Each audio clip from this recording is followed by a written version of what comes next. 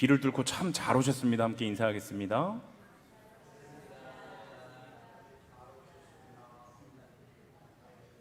한 번 더 인사하실 때는 성령 충만함을 받으시기 바랍니다. 함께 인사하겠습니다. 네, 오늘 이 시간 주님을 예배하시는 모든 일신교회 성도님들에게 하나님의 놀라운 축복과 은혜가 가득 넘치게 되시기를 간절히 소망합니다. 네, 제가 정확하게 언제인지는 기억이 나진 않지만 제가 아마 6살에서 9살 사이에 갖고 있었던 고민이 하나 있었습니다. 정말 큰 고민이었는데요, 여러분들이 들으시면 깜짝 놀라실 겁니다. 제가 6살이었나? 6살부터 한 9살 사이에 제가 많이 오랜 기간 동안 고민했었던 것입니다. 바로 뭐냐면, 나는 분명히 언젠가 죽게 될 것인데 나의 죽음 이후에도 이 세상은 계속 흘러간다는 그 사실이 제가 6살에서 그 9살 사이에 가장 오랫동안 고민하고 걱정했었던 그런 고민거리였습니다. 제가 아직도 정확하게 기억나는 게 뭐냐면, 제가 이제 놀이터 그네에 앉아가지고 높은 하늘을 바라보면서 와, 내가 죽어도 저 하늘은 여전히 흘러갈 것이고 저 구름은 여전히 움직일 것이고 내 이 세상은 계속해서 흘러가게 될 텐데 나의 죽음 이후에는 도대체 어떤 삶이 기다리고 있을까라는 고민과 걱정들을 굉장히 오랜 시간 했었던 기억이 납니다.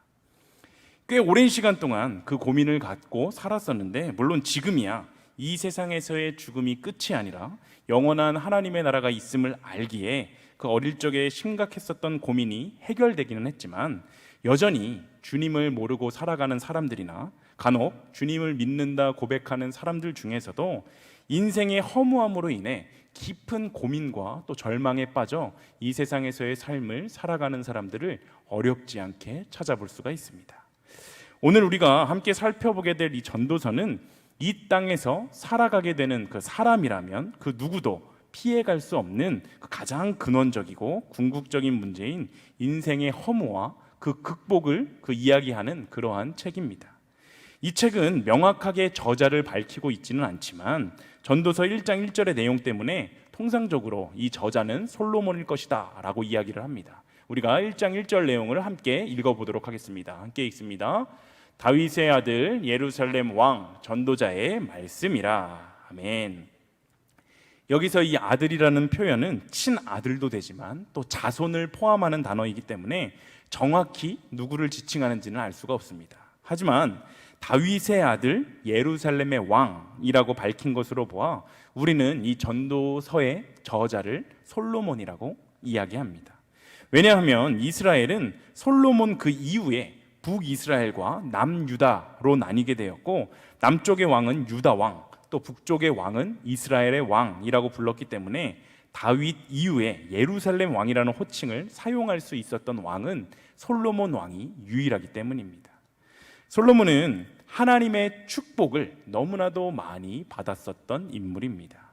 이 세상에서 그 누구도 소유하지 못했던 그 지혜와 지식과 온갖 부귀영화를 누리며 살았었던 사람이고, 특별히 솔로몬은 아무도 짓지 못했었던 예루살렘 성전까지 지어서 하나님께 봉헌을 하며 하나님의 마음을 흡족하게 해드렸었던 인물이 바로 솔로몬입니다. 그는 엄청난 축복을 받았던 사람이었고 인생에서 그 누구보다도 가장 큰 영광을 누렸었던 사람인데, 참 아이러니하게도 솔로몬은 받았던 그 축복과 성공 때문에 하나님을 떠나서 정욕과 우상의 길, 타락의 길을 걸어가게 됩니다. 열왕기상 11장 9절의 말씀을 읽어보겠습니다. 함께 읽습니다. 솔로몬이 마음을 돌이켜 하나님 여호와를 떠남으로. 솔로몬이 마음을 돌이켜서 여호와 하나님을 떠났다라고 말하고 있는데, 이것을 하나님의 입장에서 한번 생각해 보면 참 슬프고 비극적인 일이었습니다. 하나님은 솔로몬을 너무나도 사랑하셨고 솔로몬도 하나님을 너무나도 사랑해서 하나님을 기쁘시게 하는 행동들과 기도들로 하나님이 부어주시는 큰 은혜와 축복을 통해서 성공한 삶을 살았었는데, 그는 오히려 그가 얻었었던 이 성공 때문에 그의 마음이 하나님을 떠나게 되었고 이방 여인들을 1000여 명이나 후궁으로 취하게 되었으며 또 이방 신들까지도 따르게 되는 굉장히 큰 범죄하기에 이르게 되었습니다. 더욱이 그가 다스리는 그 나라는 남북으로 갈라져서 전쟁을 계속하다가 그 백성들이 모두 포로로 잡혀가게 되는 끔찍한 일까지 경험하게 됩니다. 솔로몬은 성공 때문에, 그의 삶에 있었던 큰 성공 때문에 실패한 사람이었습니다. 참 아이러니한 말이지 않습니까? 성공 때문에 실패했다. 세상적인 관점에서는 성공인 것 같았지만 그로 인해 하나님을 떠나게 되는 인생에서의 완전한 실패를 맛본 사람이 바로 솔로몬이었습니다. 우리는 지금 모두 지나치게 성공지향적인 삶을 살아가고 있습니다. 사업가들은 당연하겠거니와 목회자들도 또 평신도들도, 아니 어린 아이들까지도 축복지향적이고 성공지향적인 삶을 살아가고 있습니다. 축복이 삶의 목표이고 성공이 삶의 목적이 되어 버렸습니다. 하지만 우리가 이 전도서의 말씀을 통해 솔로몬에게 배워야 할 것은 그가 받았던 축복과 그 성공이 아닙니다. 우리가 그에게 배워야 할 것은 그가 지옥의 문턱에 이르러서 깨달으며 고백했었던 그 참회의 고백, 즉 모든 축복과 모든 성공이 헛되다라는 이 사실입니다. 전도서 1장 2절을 우리가 함께 읽어보겠습니다. 함께 읽습니다. 전도자가 이르되 헛되고 헛되며 헛되고 헛되니 모든 것이 헛되도다. 아멘. 솔로몬은 사람이 인생에서 누릴 수 있었던 가장 큰 권력의 자리에 올랐었고, 또 하나님이 허락하신 최고의 지혜를 얻었으며 또 최고의 영광을 누리면서 살았던 사람이지만 그가 지금 인생의 허물을 느꼈다라고 고백하고 있습니다. 우리는 흔히 남들이 누리는 것을 다 누리고 또 남들이 갖춘 것을 다 갖추게 되면 인생이 이제는 그제서야 아주 살만해질 것이다 라고 생각을 합니다. 지금 내 삶이 괴롭고 뭔가 부족한 것 같은 이유는 남들이 다 가진 것 같은 그 넓은 집을 소유하지 못해서이고, 또 남들이 다 끌고 다니는 것 같은 그 폼나는 외제차를 못 타서이고, 또 남들은 다 해외여행 다니는 것 같은데 나만 그런 여행도 다니지 못하기 때문에 내가 열심히 일해서 이제 그러한 삶을 살게 되면 나의 삶은 조금 더 살만해지고 좀 더 나은 삶이 될 것이다 라고 생각을 하며 살아갑니다. 인간적인 수고와 열심을 통해 누군가는 사업에 성공해서 큰 돈을 만지기도 하고, 또 원하던 집도 사고 원하던 차도 사고 또 해외여행도 갈 수 있게 된 그러한 사람들이 있겠지만 그 모든 인생들은 결국엔 허물을 맛볼 수밖에 없다는 것이 바로 오늘 본문의 솔로몬이 이야기하는 것입니다. 그래서 우리가 볼 때는 너무 행복하게 잘 사는 것만 같은 그 돈이 많은 재벌가의 사람들이나 또 큰 돈을 벌어들이는 연예인들이 허무와 우울감에 빠져서 극단적인 선택을 하는 모습들도 우리가 참 많이 접하게 되지 않습니까? 죽음의 문제를 해결할 수 있는 사람은 이 세상에 아무도 없듯이 이 인생의 허무는 이 세상을 살아가는 모든 사람들에게 있을 수밖에 없다라는 결론입니다. 그럼에도 불구하고 사람들은 결코 자신의 내면에 진정한 만족을 줄 수 없는 의미 없는 것들로 나의 인생의 그 허무함을 한번 채워보려고 합니다. 어떤 사람은 사랑하는 사람으로, 또 어떤 사람은 많은 물질과 돈으로, 또 어떤 사람은 성공과 성취로 인생의 공허와 그 허물을 채울 수 있다라고 이야기합니다. 심지어 요즘 들어 우리 사회에 마약의 문제가 굉장히 심각하지 않습니까? 많은 이들이 술이나 마약 등으로 인생에 채워지지 않는 그 갈증들을 채워보려고 하지만 결국 이것들은 우리의 인생에 더 큰 불행과 더 큰 좌절만을 안겨줄 뿐입니다. 그러면 이제 우리는 이 인생의 허무함은 누구에게나 있는 것이니까 어쩔 수 없이 에이 팔자라니 그러고 받아들이고 살자라는 게 오늘 말씀의 결론이겠습니까? 오히려 정반대입니다. 전도서의 이 솔로몬의 고백을 주목해 보면 인생은 누구라도 공허와 허물을 느낄 수밖에 없으며 세상 무엇도 사람에게 진정한 만족을 줄 수 없음을 명확하게 이야기하고 있습니다. 그럼에도 불구하고 솔로몬이 이렇게 그 허무, 인생의 허물을 역설하고 있는 이유는 인생은 헛되기 때문에 인생의 참된 가치와 참된 만족은 인생 자체와 이 덧없는 세상 가운데서는 절대로 찾을 수 없고 오직 참되고 영원하신 분 하나님 안에서만 찾을 수 있다라는 것을 우리에게 이야기해 주기 위함입니다. 인생의 허무는 생명의 근원이고 또 모든 가치의 근원이 되시는 하나님을 찾고 그분으로부터 채우심을 받게 될 때에만 이 모든 허무와 이 모든 어려움들을 우리는 극복할 수 있게 되는 것입니다. 영생하도록 솟아나는 샘물이 되시는 이 하나님이 인생의 궁극적인 가치이며 또 생명이 되신 하나님만이 모든 갈급함과 모든 공허함의 유일한 해답인 것입니다. 그러므로 우리가 하나님만을 사모하며 또 하나님만을 구하며 나아갈 때 하나님은 우리의 인생에 참된 가치를 부여해 주실 것입니다. 죽음이라는 허무한 인생의 굴레를 벗겨주시고 또 영생의 확고한 소망으로 우리들의 삶, 우리들의 한 명 한 명의 삶을 채워주실 것입니다. 우리의 인생은 죽음으로 끝나는 것이 아니라 그 죽음 이후에 하나님 나라에서의 영원한 삶, 영생을 믿으며 살아가는 것이 바로 우리 그리스도인들의 인생이지 않습니까?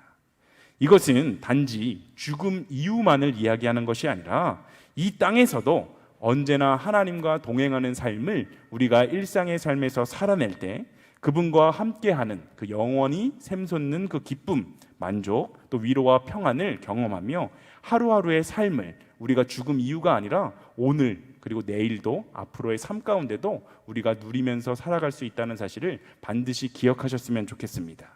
우리의 인생을 하나님을 모르는 자들과는 달리 허무와 헛됨이 없이 천국의 광명한 영광의 빛으로 채워주실 하나님을 찬양하는 일신교회 모든 성도님들이 다 되시기를 소망합니다. 오늘 본문인 전도서 1장 2절을 다시 한번 읽어보도록 하겠습니다. 다시 한번 읽겠습니다. 전도자가 이르되 헛되고 헛되며 헛되고 헛되니 모든 것이 헛되도다. 아멘. 전도자는 지금 헛되다는 말을 무려 5번이나 반복을 하고 있습니다. 그러면서 세상의 모든 것이 헛되다라고 지금 말을 하고 있기 때문에 많은 사람들이 전도서의 주제를 헛됨이라고 생각을 합니다. 헛됨으로 해석된 이 단어는 히브리어 원어로 헤벨이라는 것인데 이것은 성경 전체에 73번 나오는 표현으로 전도서에서만 무려 38번, 38번이나 등장합니다. 이 헤벨의 본래 뜻은 수증기, 입김, 숨을 가리키지만 이 뜻이 텅빔, 공허, 덧없음, 헛됨이라는 뜻으로 점차 발전하게 되었습니다. 전도서 1장 2절에 등장하는 이 전도자의 첫 발언은 매우 극단적인 허무주의처럼 보이기 때문에 이 전도서가 왜 66권으로 구성되어 있는 성경에 포함이 되어 있는지에 대한 논의들이 참 많은데 여기서 이 헤벨이라는 그 단어를 어떻게 번역하느냐에 따라서 그 뉘앙스가 완전히 바뀌기 때문에 이 헤벨의 뜻을 결정하는 것이 굉장히 중요합니다. 이 헤벨은 한글 성경에서 헛되고 허무하다라고 번역을 했기 때문에 우리가 받아들일 때 이 전도서의 전체적인 분위기가 어둡게 느껴지고 또 회의적인 느낌이 굉장히 강하지만 헤벨의 뜻을 우리가 다르게 해석해 볼 때 우리는 전도서를 새롭게 읽어나갈 수 있습니다. 전도자가 세상의 모든 것이 헛되다라고 말한 이유는 그것이 영원하지 않고 잠시 있다가 사라지는 것이기 때문입니다. 헤벨의 본래 뜻인 아까도 말씀드렸지만 수증기, 또 입김, 이슬 이것들의 공통점이 무엇입니까? 수증기도 입김도 그리고 이슬도 오래가지 않고 금방 사라진다는 공통점이 있기 때문에 이 헤벨을 우리가 짧다라고 해석할 수도 있습니다.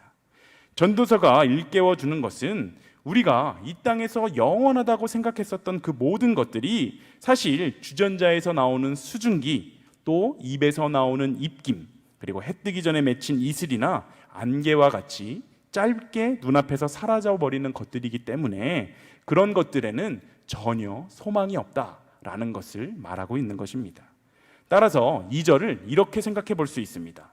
전도자가 이르되 인생은 짧고 짧으며 짧고도 짧으니 모든 것들이 금방 사라지는 것들이다. 누군가 우리에게 영원한 것과 영원하지 않은 것을 선택하라고 한다면 어린아이나 노인들이나 상관없이 모두가 당연히 영원한 것과 영원하지 않은 것을 선택하라고 하면 영원한 것을 선택할 것입니다.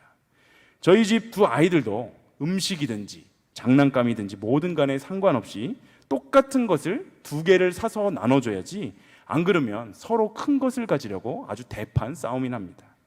과일 같은 것도 엄마가 이렇게 잘라서 줄 때에도 거의 크기를 비슷하게 잘라줘야지, 어떤 게 큰 게 있으면 그 큰 거를 먹으려고 아주 달려들어가지고 난리가 나버립니다. 근데 심지어는 똑같은 것을 분명히 두 아이에게 줬는데 그 둘 다 그것을 바로 먹지 않고 버틸 때가 있어요.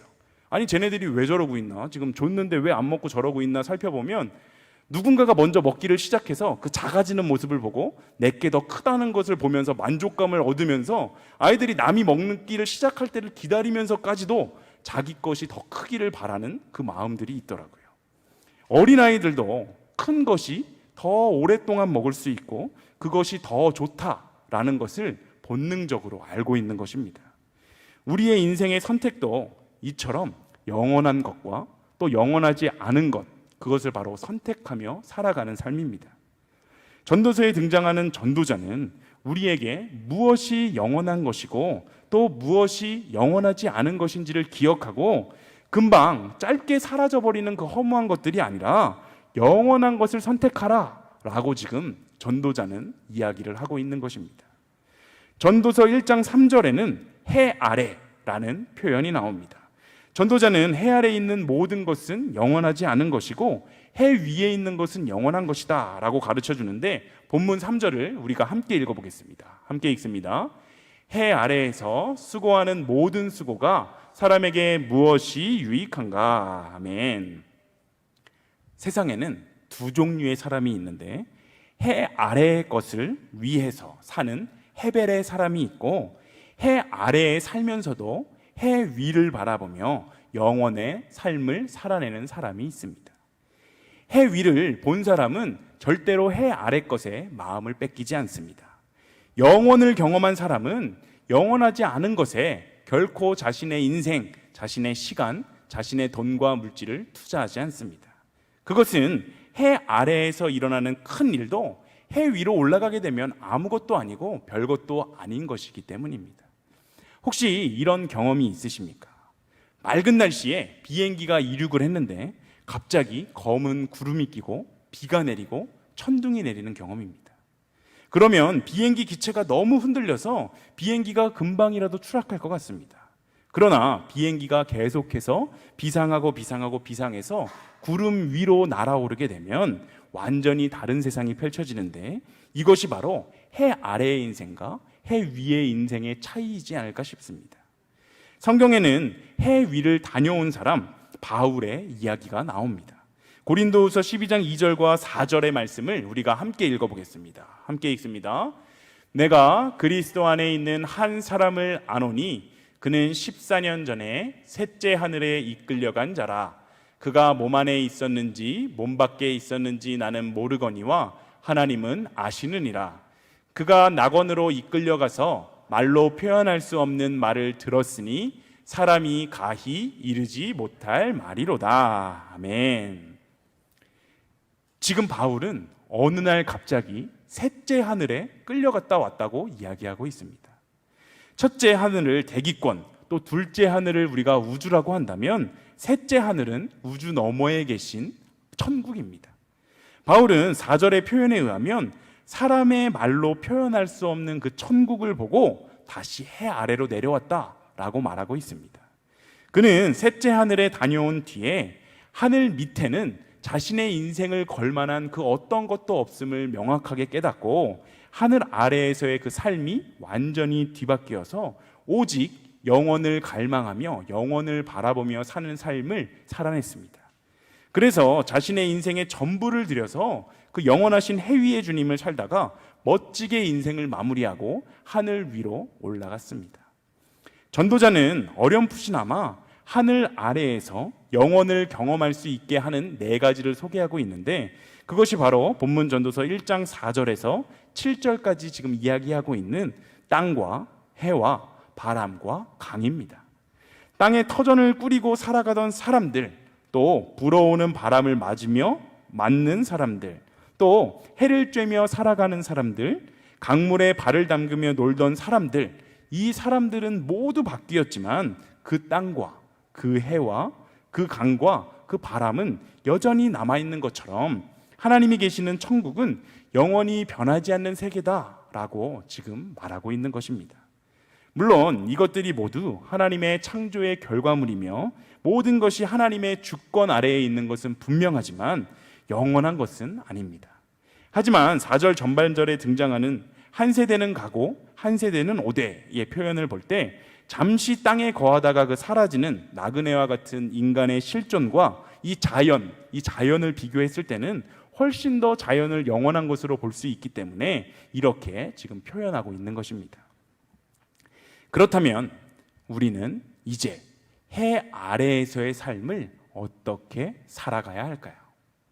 앞서 살펴보았듯이 해배를 허무함이나 헛됨으로 해석하면 이 세상을 그냥 대충 살고 그냥 막 살아도 되지만, 해배를 짧음으로 해석하면 이 세상의 모든 순간들을 우리는 소중하게 여길 수 있습니다. 그래서 우리는 전도서의 이 해배를 허무가 아니라 짧음으로 해석하면서 살아야 하는데, 우리 눈앞에 있는 모든 것이 영원하지 않고 짧게 지나간다는 것을 우리가 깨달을 때 그때 비로소 우리의 시선, 우리의 눈이 바뀔 수가 있고 현재의 모든 것이 다 소중하게 느껴질 수 있기 때문입니다. 우리가 사람에게, 특별히 하나님께서 허락하신 너무나도 소중한 가족에게 소홀한 이유는 이 사람과 천년만년 오랫동안 같이 있을 것이다 라는 착각 때문입니다. 영원하지 않은 대상을 영원한 것으로 오해하면 소홀하게 대할 수밖에 없는데, 오늘 잘해주지 못하면 내일 잘해주면 되지 라고 생각을 합니다. 내 눈앞에 있는 배우자를 내일 또 볼 수 있다고 생각을 해서 사랑하기를 미루고 또 함부로 대하게 되고, 또 학교에, 직장에 가는 아이가 저녁에 돌아올 것을 예상해서 또 생각해서 사랑하기를 미루게 되는 것입니다. 부모가 다 커버린 아이의 어릴 적 사진을 보면서 무슨 말을 합니까? 지금 권사님들도 저한테 지금이 좋을 때야, 지금 아이들 많이 사랑해줘, 이렇게 백날 얘기하시지만 저는 그게 제 혼 살아가는데 잘 받아들여지지가 않아요. 근데 우리 권사님들이 항상 뭐라고 말씀하시냐면, 아이고 이때 이렇게 우리 애도 애기였는데 다 큰 줄 알고 대했네, 좀 더 많이 사랑해주고 좀 더 어리광도 받아주고 그럴걸, 그러면서 훌쩍 커버린 자녀를 보면서 후회를 합니다. 이처럼 하늘 아래에 있는 모든 것이 입김처럼 사라지고 짧은 것입니다. 지금 우리가 대하는 모든 순간이 어쩌면 마지막일지도 모릅니다. 그러면 이제 우리가 새로운 눈을 갖고 우리의 일상을 바라보며 모든 것에 감사하고 또 모든 것을 사랑하며 살아갈 수 있어야 하는 것입니다.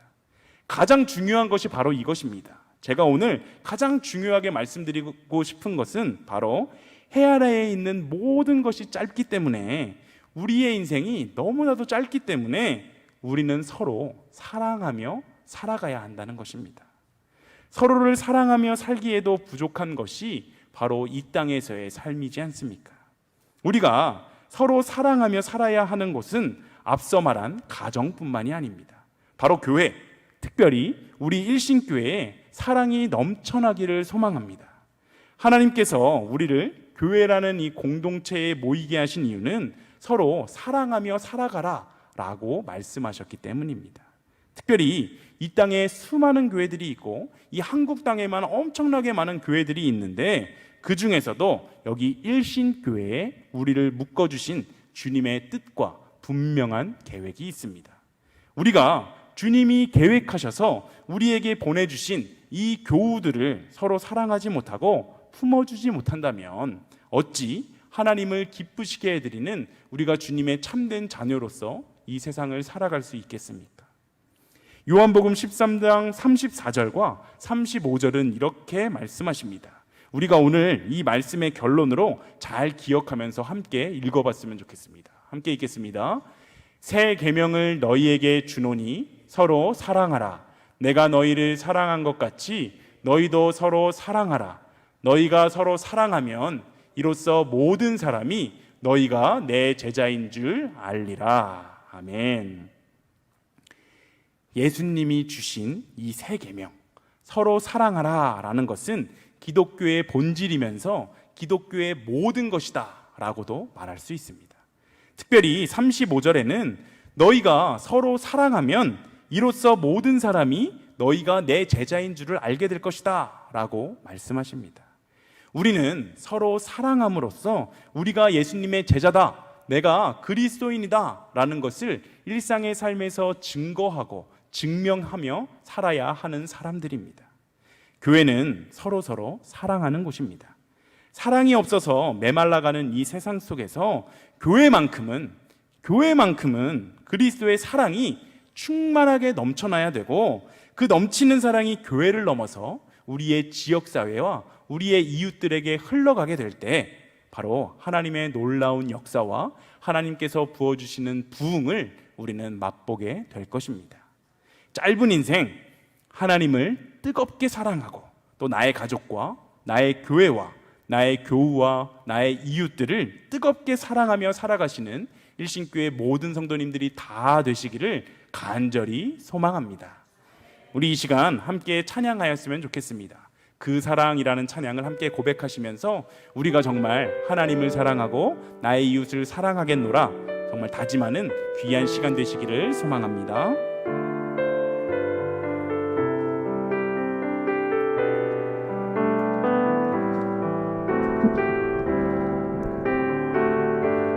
함께 고백합니다. 아버지 사랑